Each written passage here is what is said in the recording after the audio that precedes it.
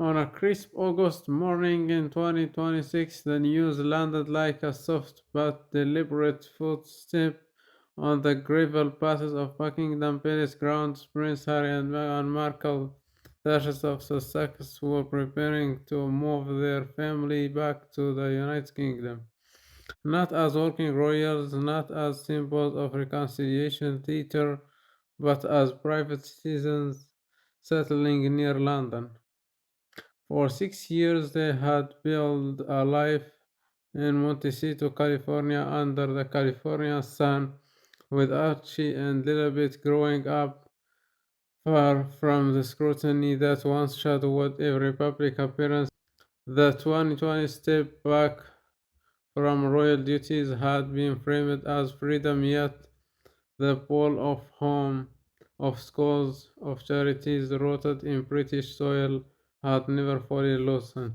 According to reports, the children were already enrolled in British schools beginning in September. The move could begin within weeks. They would keep the Montecito house and the property in Portugal, a private residence outside the formal royal orbit, would become their new base. King Charles, informed over the weekend, was said to be pleased. The relationship with the wider family remained complicated. Harry had spoken openly about the distance with his father and brother. Security disputes had once made even short visits fraught. After a trip earlier in the year had been marked by awkward logistics and the rescinded offer of lodging at the palace, still time and circumstance shifted priorities. Harry's work with Invictus and Well Child kept drawing him across the Atlantic. Living closer would ease the constant back and forth that had become both logistically and emotionally exhausting. Megan would continue running our lifestyle brand as ever from the new base. The decision was presented as pragmatic rather than ceremonial. No return to the balcony, no reinstatement of official duties, just a family choosing a different address. While the titles remained honorary, public reaction arrived in waves. Some saw a quiet olive branch, a particular response to a father's health and the children's schooling needs. Others viewed it through older lessons of exit and re-entry of California dreams and British realities. Media frames diverged sharply. Family centers on one side, pointed commentary on the other, but the core facts stayed consistent. Private citizens, private home, no formal royal workload. In the days that followed, the story settled into something more ordinary than spectacle.